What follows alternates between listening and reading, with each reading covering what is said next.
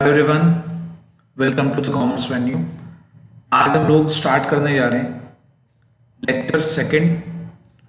और जैसा कि मैंने आपको लास्ट क्लास में बताया था और लास्ट क्लास में करा भी था हम लोगों ने, बेटे हम लोग क्लास 11 टर्म टू में जितना भी स्टैटिस्टिक्स का पोर्शन आना है क्लास 11th में हमको करने जा रहे हैं। और टर्म 2 में बेसिकली आपके 3 चैप्टर आते हैं, 3 मेजर आपके पोर्शन आ रहे हैं। एक है स्टैंडर्ड डिवीजन, सेकंड है कोरिलेशन और थर्ड है आपका इंडेक्स नंबर। लास्ट क्लास में अप्रॉक्सीमेटली 55 मिनट की वो क्लास है और उसमें आपको मैंने स्टैंडर्ड डिवीजन के 4 मेथड, जिसे बेटे स्कूल में कहीं कोचिंग में आपको करने में कम से कम नहीं तो 5 दिन तो जरूर लगते हैं, मैंने उनको बिल्कुल कॉम्पैक्ट वे में आप लोगों को समझाने की कोशिश की है लेक्चर 1 में। क्लियर? तो आप इससे पहले लेक्चर 1 भी देख सकते हैं और इन तीनों क्लासेस को आप अलग अलग भी देख सकते हैं, क्योंकि तीनों क्लासेस में अलग अलग चैप्टर हमने डिस्कस किया है। तो आज हम एक चैप्टर करने जा रहे हैं जिसका नाम है कोरिलेशन। करेक्ट? वैसे थोड़ा थोड़ा इसके नाम से भी आपको कुछ समझ में आता होगा। कोरिलेशन मतलब टू थिंग्स आर कोरिलेटेड और नॉट, दो चीजें आपस में जुड़ी हुई हैं या जुड़ी हुई नहीं है। There is any connection between the two variables और there is no connection. For example, आप जब देखते हैं कि पेट्रोल और डीजल के प्राइस बहुत ज्यादा इंक्रीज होते हैं तो उसका इम्पैक्ट मार्केट में सब चीजों पर पड़ता है। Vegetables, fruits, eatable items, everything will increase. ठीक, the price of every item will increase. तो हम ये कह सकते हैं कि पेट्रोल और डीजल के प्राइस का रिलेशनशिप है, पॉजिटिव रिलेशनशिप है with the price of the products in the market. तो कोरिलेशन हमें यही बताता है कि दो अगर अलग अलग वेरिएबल्स हैं उनका आपस में कोई रिलेशन है या नहीं है, उनका पॉजिटिव रिलेशन है, उनका नेगेटिव रिलेशन है। यानी कि पॉजिटिव रिलेशन से मतलब कि both moves in the same direction, and if they moves in the opposite direction that means they have negative correlation। तो हम यहां पर बात करेंगे, हम बात कर रहे हैं कोरिलेशन की कि दो वेरिएबल आपस में कोरिलेटेड हैं या नहीं है। तो देखिए, अगर हम बात करें कोरिलेशन क्या है, तो correlation studies and measures the direction and intensity, the direction यानी कि both variables moves in the same directions or in opposite direction, and intensity means how much, यानी कि हम उसका क्वांटिफिकेशन भी कर रहे हैं कि ठीक है दो चीजें आपस में पॉजिटिवली कोरिलेटेड है, लेकिन कितना, ठीक, ज्यादा है कम है अमंग दी वेरिएबल्स। और हम यहां पर बात करेंगे टू वेरिएबल्स की, दो वेरिएबल्स की, कि दो वेरिएबल आपस में कोरिलेटेड हैं या कोरिलेटेड नहीं है। क्लियर? अब हम बात करते हैं अपने सीबीएसई सिलेबस की, और थोड़ा सा ये मैंने आपको बता ही दिया। Positive correlation, when two things are positively correlated when they moves in the same direction, that is called positive correlation. And the second is negative correlation, when they move in the opposite direction. For example, price increase होता है तो demand decrease हो जाती है, this is the negative relation, and the positive relation is when the price increases the quantity supplied increases, so there is a increased relationship। ठीक, positive relationship. अब हम बात करते हैं कि हमारा सिलेबस क्या है। सीबीएसई सिलेबस के अकॉर्डिंग, सीबीएसई सिलेबस के अकॉर्डिंग, ठीक, 2022 में कोरिलेशन की 3 टेक्निक होती हैं या 3 टूल्स होते हैं। फर्स्ट होता है स्कैटर डायग्राम, सेकंड होता है Karl Pearson coefficient of correlation, and third होता है स्पीयरमैन्स रैंक कोरिलेशन। तो बेटे ईयर 2022 के लिए स्पीयरमैन रैंक कोरिलेशन नहीं है। अगर इन फ्यूचर कोई बच्चा इस क्लास को देख रहा है तो, और अगर सीबीएसई ने स्पीयरमैन रैंक कोरिलेशन ऐड करा होगा तो आप स्पीयरमैन रैंक कोरिलेशन की एक अलग से क्लास में उसको देख पाएंगे। फिलहाल अगर हम 2022 की बात करें तो 2022 में जो बच्चे एग्जाम देने जा रहे हैं, जिनका एग्जाम बहुत ही नजदीक है, उन्हें केवल स्कैटर डायग्राम पढ़ना है और Karl Pearson coefficient of correlation पढ़ना है। दोनों ही मेथड मैं आपको एक्सप्लेन करूंगा। ठीक, बिल्कुल ध्यान से अपने पास नोट कीजिएगा। अब मैं सबसे पहले लेकर आता हूं आपको स्कैटर डायग्राम पे।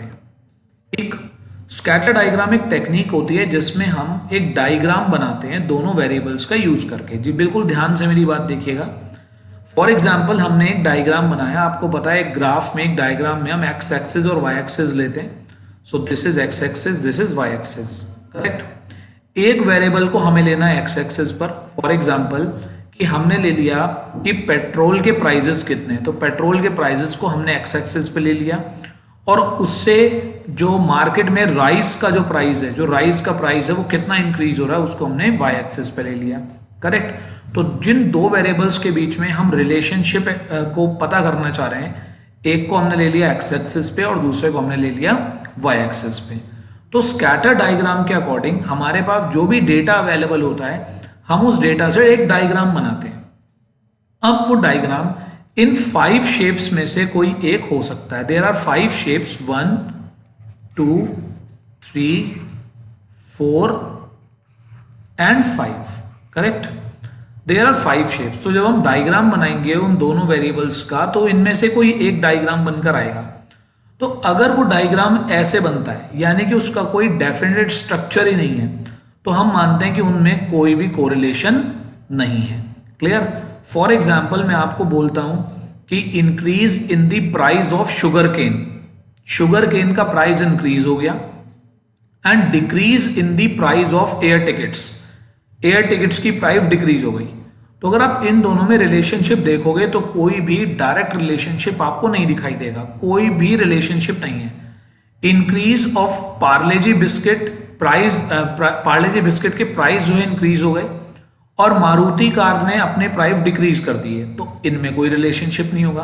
तो जब आप ऐसे वेरिएबल जिनका आपस में कोई रिलेशन नहीं है, जब आप उनको प्लॉट करोगे तो वो कुछ ऐसा डायग्राम बनकर आएगा, उसको हम बोलेंगे नो कोरिलेशन, कि उनमें आपस में कोई भी कोरिलेशन नहीं है। अगला देखिए, अगला होता है परफेक्ट पॉजिटिव कोरिलेशन। जैसे ये डायग्राम है, आप लोगों ने माइक्रो इकोनॉमिक्स में सप्लाई का डायग्राम देखा होगा। सप्लाई बेटे, इधर सपोज करिए आपने रख दिया प्राइस वाई एक्सिस पे, और इधर आपने रख दी क्वांटिटी।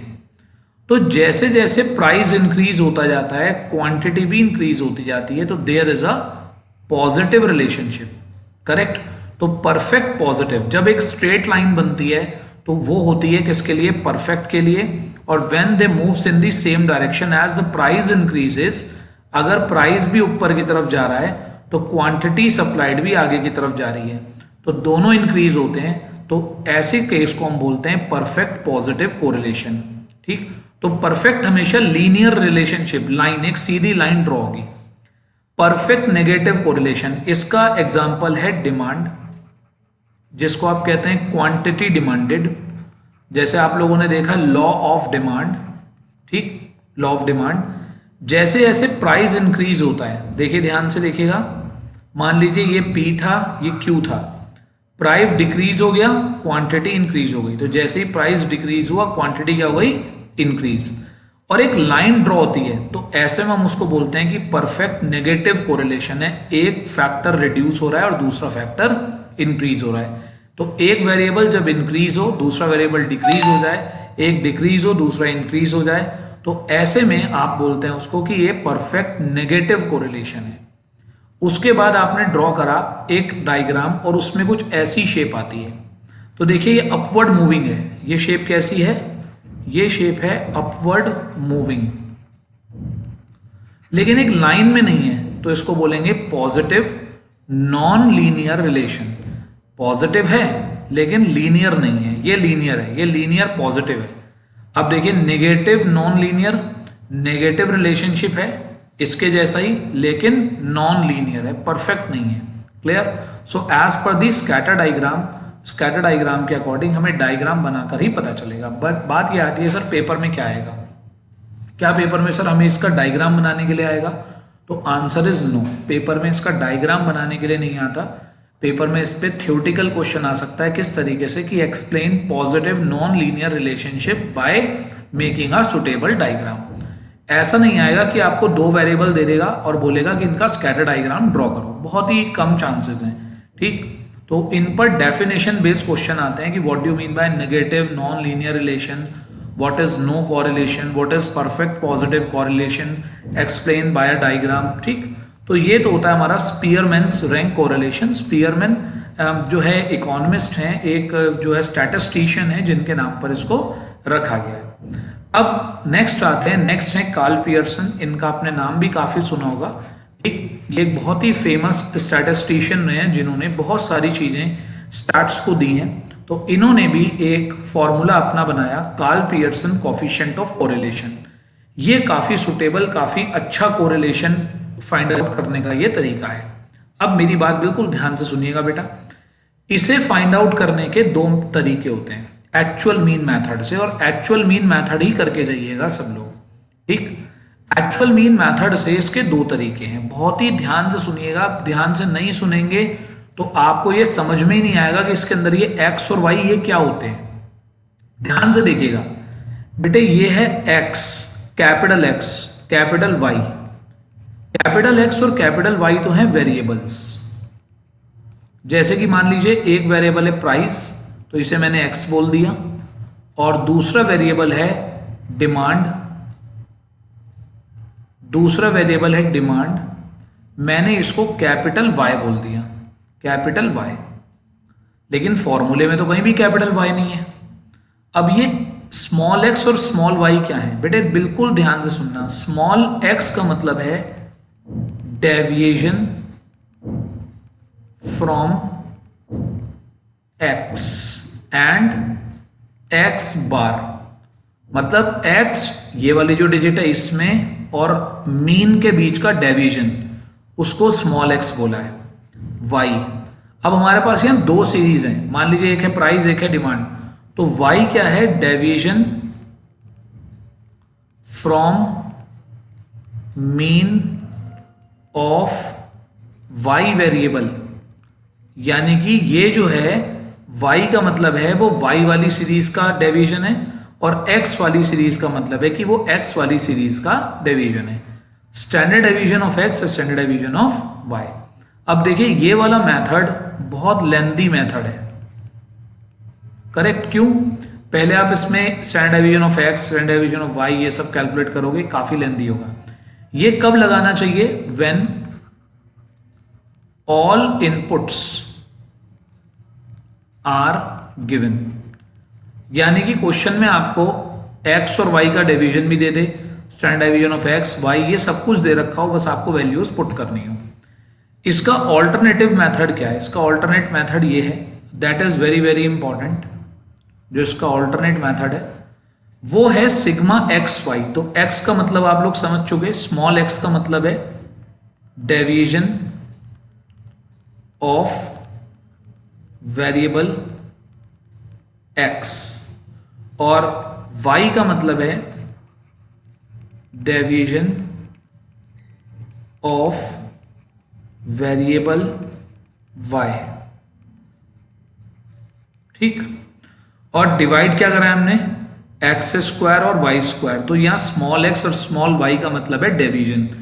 हम स्टैंडर्ड डिवीजन में डेविएशन को डी से प्रेजेंट करते हैं बेटे, डेविएशन डी, लेकिन यहाँ पर डेविएशन को डी से नहीं, डेविएशन को स्मॉल एक्स और स्मॉल वाई से प्रेजेंट किया जाता है।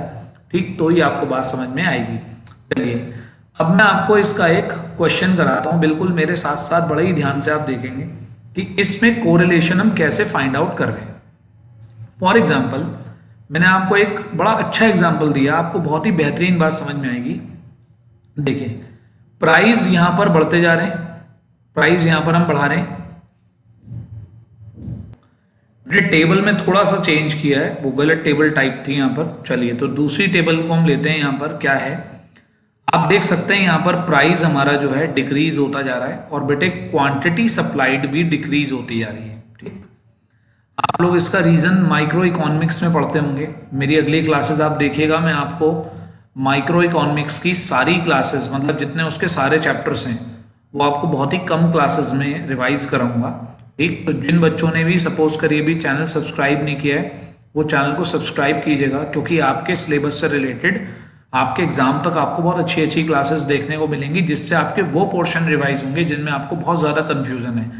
माइक्रो इकोनॉमिक्स में बच्चों को डायग्राम्स को लेकर बहुत कन्फ्यूजन होती है, तो डायग्राम की आपको एक अलग क्लास कराऊंगा, बिल्कुल स्पेशल क्लास, जिसमें आपको सब चीज़ें रिवाइज हो जाएंगी। तो अब आते हैं कोरिलेशन की बात पर। अब हमें देखना है, हमें तो क्वेश्चन कुछ भी दे सकता है, कोई भी वैल्यू दे सकता है, हमें ये नहीं देखना कि वो क्या वैल्यू है, हमें तो ये देखना है एक वेरिएबल है, ठीक, इसको हमने नाम दे दिया कि ये एक्स वेरिएबल है, करेक्ट, कैपिटल एक्स वेरिएबल हमने इसको नाम दे दिया, और क्वांटिटी सप्लाइड को हमने नाम दे दिया कैपिटल वाई। तो ये सपोज करिए हमारा कैपिटल एक्स वेरिएबल है और ये हमारा कैपिटल वाई वेरिएबल है। अब सबसे पहला काम हम लोग क्या करते हैं, सबसे पहला स्टेप जो होता है बेटे ये होता है कि आप दोनों ही जो वेरिएबल्स आपको गिवन है दोनों का मीन कैलकुलेट करो। कैलकुलेट मीन, आप लोगों को कैलकुलेट करना है मीन। और बेटे मीन निकालना हर बच्चे को आता है। मीन निकालना मतलब एवरेज निकालना। अगर मैं आपको बोलूं कि एक क्रिकेटर ने एक ओवर में 24 रन्स बनाए हैं तो उसका एवरेज कितना है, तो आप लोग बोलोगे कि सर वो 6 बॉल खेलता है, 24 उसने रन बनाए, तो 24 divide by 6 that is 4 runs, तो उसने 4 रन का उसका एवरेज आ गया, ठीक। तो एवरेज को या मीन बोलते हैं, ये आपके टर्म 1 की चीजें हैं। अब देखिए जरा, तो हमें इसका मीन निकालना है। तो मीन निकालने का बेटे तरीका होता है, सब बच्चों को पता होगा मेरे ख्याल से, तो एक्स बार इक्वल्स टू, चलिए मैं पेन चेंज कर देता हूं कि आपको क्लियर दिखाई दे, X bar equals to sigma X upon N. अब जरा देखते हैं, 5 और 4 9 और 3 12 और 2 14 और 1 15, 15 बाय 5, तो x बार आ गया 3। अब अगर हम बात करें sigma y by n, y वाली सीरीज का, तो इसका टोटल भी 15 आ रहा है, डिवाइड बाई 5 इक्वल्स टू 3। मैंने जानबूझकर सिंपलेस्ट क्वेश्चन रखा है आपके लिए, सिंपल क्वेश्चन, जिससे आपको थियोरेटिकली भी समझ में आएगा कि दोनों में कैसा रिलेशन है और न्यूमेरिकली भी समझ में आएगा। मैं अपनी बात को न्यूमेरिकली भी प्रूव कर पाऊंगा। अब आगे देखते हैं जरा, तो हमने इनका मीन कैलकुलेट कर लिया। अब मीन कैलकुलेट करने के बाद हमने निकाला इनका डेविएशन। अब ये वाला जो कॉलम है, जो सेकंड कॉलम है, इस वाले कॉलम में हम कैलकुलेट कर रहे हैं डेविएशन, यानी कि टर्म में से उसके मीन को माइनस कर रहे हैं। यानी कि 5 में से 3 माइनस हुआ 2, 4 माइनस 3 1, 3 माइनस 3 0, 2 माइनस 3 माइनस 1 और 1 माइनस 3 माइनस 2। अब हमने इस डेविएशन का करना है स्क्वायर, यानी कि इस डेविएशन का क्या कर लीजिए, स्क्वायर कर लीजिए। 2 2 ज़ा 4, 1 1 ज़ा 1 0, 1 1 ज़ा 1, 2 2 ज़ा 4, करेक्ट। अब ऐसे ही यहां पर हम डेविएशन निकालते हैं, y equals to y, deviation निकालने हैं y capital Y minus y bar. अब y बार तो आ गया आपका कितना 3, तो इसमें से इसके मीन को माइनस करो। 5 में से 3 गए 2, 5 में से 3 गए, 4 में से 3 गया 1, 3 में से माइनस 3 0, 2 माइनस 3 माइनस 1 और 1 माइनस 3 माइनस 2। अब अगला कॉलम आप क्या करेंगे, अब आप y का स्क्वायर कर दीजिए, मतलब डेविएशन का स्क्वायर कर दीजिए। 2 2 ज़ा 4, 1 1 ज़ा 1 0, 1 and 4। Now the next thing is very very important, you have to calculate the product of x and y, यानी कि this is the product of deviations. ये डेविएशंस का प्रोडक्ट है। डेविएशंस को हमने क्या कर दिया है, आपस में माइनस कर दिया, और सॉरी मल्टीप्लाई कर दिया है। तो देखिए ये 2 2 2 ज़ा 4, यानी कि इन दोनों का प्रोडक्ट कर रहे हैं। 2 2 ज़ा 4, 1 1 ज़ा 1, 0 0 0, 1 1 ज़ा 1 एंड 2 2 ज़ा 4। क्लियर। अब हमें क्या क्या चाहिए, हमें चाहिए सिग्मा एक्स वाई, ठीक, सिग्मा एक्स वाई, इनका टोटल कर लीजिए, टोटल आ गया 10। फिर चाहिए हमें सिग्मा एक्स स्क्वायर और वाई स्क्वायर, तो इनका टोटल कर लीजिए, सिग्मा वाई स्क्वायर कितना आ गया 10। उसके बाद हमने एक्स स्क्वायर का टोटल कर लिया, सिग्मा एक्स स्क्वायर का टोटल आ गया 10। मैंने आपको इतना आसान क्वेश्चन क्यों दिया है, सोचने की बात है, क्यों आपको थियोरेटिकली और न्यूमेरिकली भी दोनों चीजें क्लियर हो। आपने कर दिया ये। अब आप निकालने जा रहे हैं इसका कोरिलेशन। कोरिलेशन को R से प्रेजेंट किया जाता है और इसका फॉर्मूला है sigma X Y upon sigma X square into sigma Y square in under root. अब बेटे एक बात बताओ, सिग्मा एक्स वाई कितना है 10 divided by sigma X square का टोटल कितना है 10, इसका भी टोटल कितना है 10 अपॉन अंडर रूट में 100। अब 100 का अंडर रूट कितना होता है 10, तो 10 अपॉन 10 कितना आया आंसर 1। सर 1 आ गया इनका रिलेशन 1, इसका मतलब both variables are positively perfectly correlated. और ये आपको क्वेश्चन करने से पहले भी समझ में आ गया था। कैसे समझ में आ गया था, आप देखिए ध्यान से, प्राइजेस जैसे जैसे प्राइस डिक्रीज हो रहे हैं वैसे वैसे सप्लाई भी डिक्रीज हो रही है।